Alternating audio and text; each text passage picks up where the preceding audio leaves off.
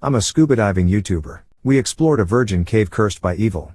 My partner Dave and I started a YouTube channel devoted to cave diving a few years ago. It became pretty successful, due to some of our more dangerous and creative videos. But our new subscribers were dwindling.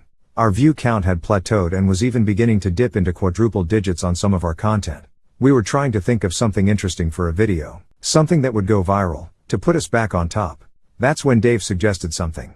He said he could find an underwater cave for us to explore that no one had ever been inside of. We could document our journey into the cave and that would surely get us a bunch of views and new subscribers. Using Google Earth, Dave found a spot on the map which he said was definitely a cave. There was a way to tell by looking for a specific pattern in the sand, when viewed from overhead. Our channel is already pretty successful, so the travel expenses were no issue, and we live streamed the whole journey for our viewers, getting some buzz going for when we actually explored the new cave. We had already begun promoting the video, telling people what we were going to do, even though we hadn't officially been to the cave yet, and I didn't even know for sure if it existed. We were still basing everything on Dave's topographical skills, something which I was beginning to grow increasingly uneasy about. "Are you sure about this?" I asked when we were on the boat, heading out towards the site. "This is a hell of a lot of overhead for a little blue spot on a map." "Trust me," Dave told me. "I know what I'm doing. This is gonna be incredible. A virgin cave for us to explore. Hell, we could even name it after ourselves." I nodded, feeling no better. Something in my gut was telling me this plan was foolhardy, and maybe even a little dangerous. When we finally arrived at the place, there was no longer any doubt what we were looking at. Peering down into the crystal blue water, it was obvious. "Man, I don't know how you did it. But I like it," I yelled, giving Dave a high five. My thoughts of danger and worry for our lives had vanished at the sight of the place, as I remembered the exhilaration of cave dives we had done in the past. We both laughed and toasted each other with a bottle of Sprite we'd brought along for the occasion. Neither one of us were drinkers, but it was nice to have something cold, bubbly, and sweet, right before we started putting on our gear and getting the cameras ready. There was only so much light in the day, so we didn't waste any more time than we had to, and we were in the water shortly after arriving on site. The B-roll footage we would film afterwards, the two of us were way too excited to see what was lying down below the waves. 1, 2, 3, dive. The two of us dropped backwards over the side of the boat, plunging down into the depths of the calm blue ocean. Our weights allowed us to sink down easily to the sea floor. Going back up would be another matter. From this depth we would have to decompress slowly, rising to the surface gradually to avoid the bends. Like overshaken soda cans, I always imagined, picturing myself opening a bottle of Coca-Cola which has been knocked around too much. If you open it slowly, it won't explode all over you. The same was true of the nitrogen bubbles in your bloodstream while diving at depths. Dave unspooled his tether, giving himself some slack, and then drove a stake into the ocean floor near the mouth of the cave. He spun it deeper and deeper into the ground to secure it, like an outdoor peg which will hold the leash of a rowdy dog. We didn't want it to come loose. He pulled on it to test its strength, then gave me the thumbs up signal and began to swim forward, into the darker blue water of the cave, leading straight down. The string on his tether unwound slowly from a spool he was carrying, like a giant fishing reel. It was like we were swimming deeper and deeper into an underwater sinkhole, an abscess in the ocean's smooth, sandy skin. A pocket created by an infection, or a tumor which must be excised. I shook my head, wondering where these strange, horrible thoughts were coming from. Once we reached the edge of the entrance chamber of the cave, we had a moment to take in our surroundings. The most important thing was to check the current, so I tried to focus on that, rather than the paranoid, delusional thoughts floating around in my brain. The water was flowing out of the cave, making it safe to go inside. If it was flowing inwards, that would mean a very short video and a quick exit. But it was clear to go in, by the looks of it. At least for now. We would have to continually check the direction of the water flow, and we would need to get out immediately if the direction of the current changed. We gave each other the thumbs up and swam forward, heading into the mouth of the cave where it was much darker. So far we had been swimming straight down, but now we were going forward, into a tunnel which began to gradually slope downwards. It was lined with pockmarked stone walls just wide enough for us to fit comfortably through. If it was any narrower I would have insisted we turn back, but it was just big enough for us and our equipment. The light from above was blocked out and we turned on our lamps, as I continued to record our surroundings and Dave swam ahead, letting out a line from his giant spool of string.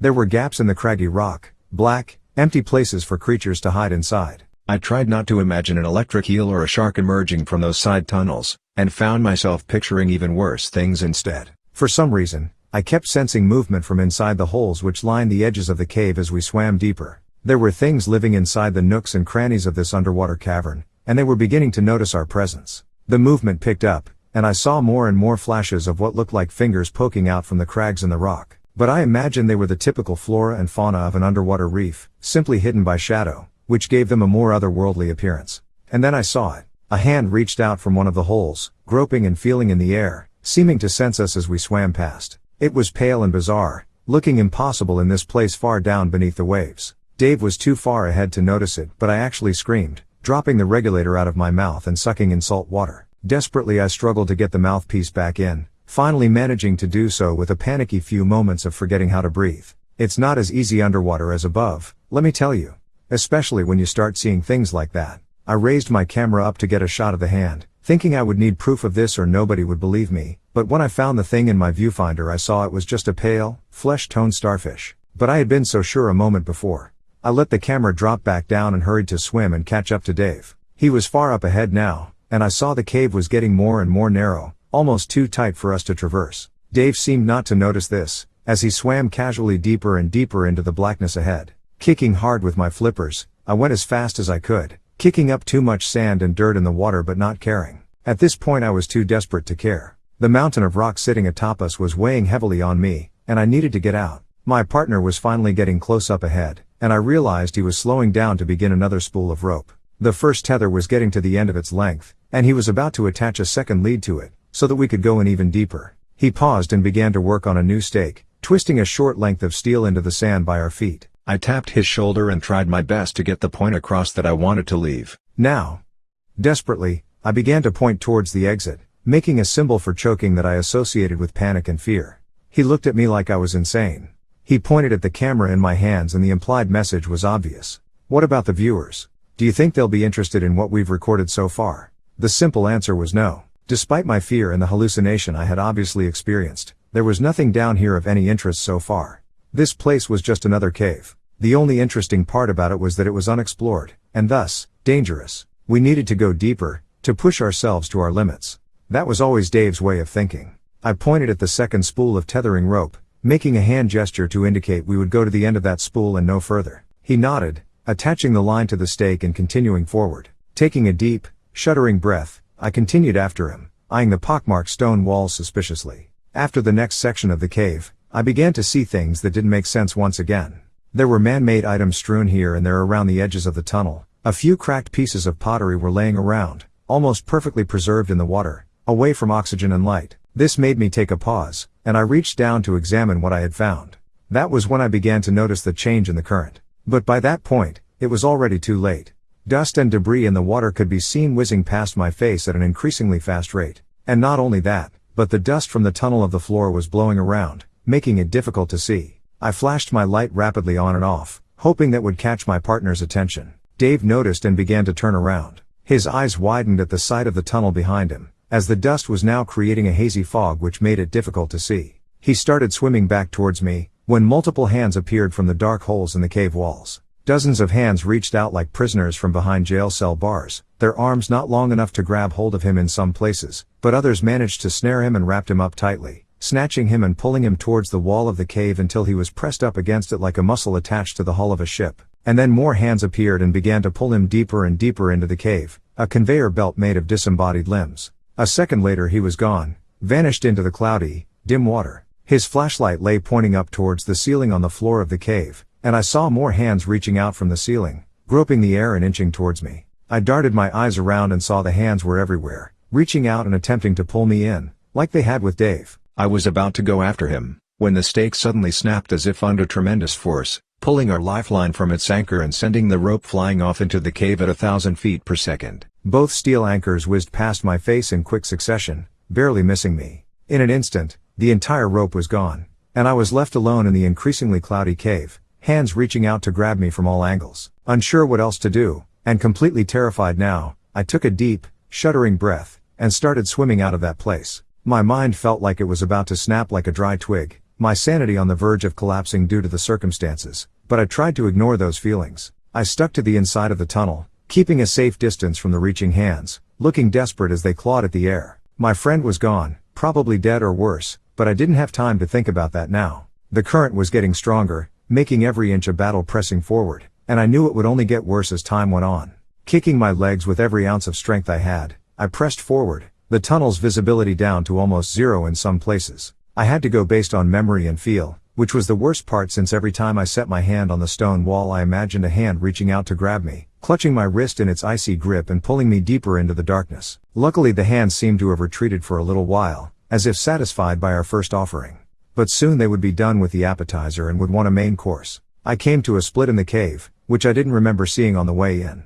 This gave me pause, since I had no idea which way to go. That was the reason why we brought the tether, to show us the way out. 100 different scenarios came to mind, including stories I'd heard of people trapped in caves just like this one, wandering a maze of unending turns with no way out as they slowly ran out of air. I checked my tank and saw I had some time left, but if I took the wrong tunnel and got lost that reserve would be gone very quickly. Examining the two options for a while, I thought I caught sight of the faintest glow of light reflecting off the wall of one of the tunnels. That had to be it, I thought, and swam forward. This tunnel didn't look familiar, I realized, but then again none of them did. It was the first time I had been to this place, and I was starting to realize how dangerous that made my situation. I swam further along, seeing that the tunnel narrowed considerably up ahead. No, this wasn't right. It wasn't this tight getting in, was it? Hands began to reach and crawl from the pockets like pus escaping from infected sores, moving and crawling along the stone walls. The hands were stark, bone white, and I realized they could be mistaken from a distance as a shimmering reflection of light.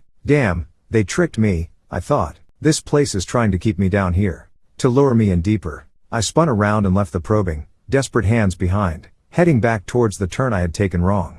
When I reached it I didn't hesitate, going down the other tunnel quickly, checking my air levels on the way. The detour had taken up too much of my precious air, and I realized I was using it up too quickly, breathing heavily like I was. I tried to slow down my respirations, and tried to focus on it as a way of distracting myself from the otherworldly arms and hands which were now desperately clawing at me, hooking their fingers into my suit occasionally as I wrenched myself away. And then the worst possible thing happened. Just as I thought I saw a glimpse of actual light from up ahead, one of the hands reached out and managed to grab the hose from my regulator. It fell from my mouth as I was taking in air, and I was left with a mouthful of water instead. For a few moments I tried to fight with the thing grabbing my equipment, but then saw there were more of them now too. At least 3 sets of hands had reached out from one large dark pocket in the stone and now held my air tanks and equipment firmly in their grasp. Twisting out of the backpack attached to the air tank, I managed to pry myself free from them, then began to swim through the cave in a mad dash. My life was flashing in front of me as the light up ahead grew brighter. I knew I could hold my breath for a few minutes, but these were not optimum conditions by any means. Already I could feel my lungs screaming for air. Luckily I had chosen the right tunnel this time, and came out into the blue shaft of ocean water which led upwards from the cave. The hands were gone now and I would have been relieved if not for the fact that they had my equipment, and I now had a fairly long ascent ahead of me, and I was not allowed to rush it. I had to take my time, or I would die from the bends, instead of lack of oxygen. Swimming upwards in intervals, I paused for as long as I thought I could, every 10 meters or so. I just hoped it would be for long enough. But as my head began to feel light and my vision started to turn black, I knew I couldn't wait any longer. I made a mad dash for the surface, the white light of the sun blooming tantalizingly closer, but always just a little bit further away than I thought. My lungs were screaming for air as my joints began to ache and then exploded with agony, the nitrogen in my blood forcing its way out any way possible. Pockets of gas bloomed on my skin like painful, swelling pimples about to burst. I felt dizzy and nauseated and desperate for air, thinking I was about to pass out any second, when my head burst through the surface of the waves and I was suddenly in the open air once again, gasping in each breath with desperation. The crew looked at me with initial shock, but then started screaming for assistance and medical to be called in. I guess I looked even worse than I felt. All I remember after that is being lifted out of the water and laying panting on the deck of the boat, our production manager asking over and over again, "Where's Dave? What happened to Dave? Was he still with you when you started coming back up?" He wanted a rescue team to go down looking for him. He wanted me to show them where I'd seen him last. "I've got it all on videotape," I told him. "They can look at that for reference. But tell them I'm not going down there, and they shouldn't either. There's a reason why that cave was uncharted. It's cursed. Anyone who goes down there isn't coming back up alive. I'm done with cave diving for good. I think I'll start a cooking channel instead. Or maybe I'll give TikTok a try. Mad. TCC.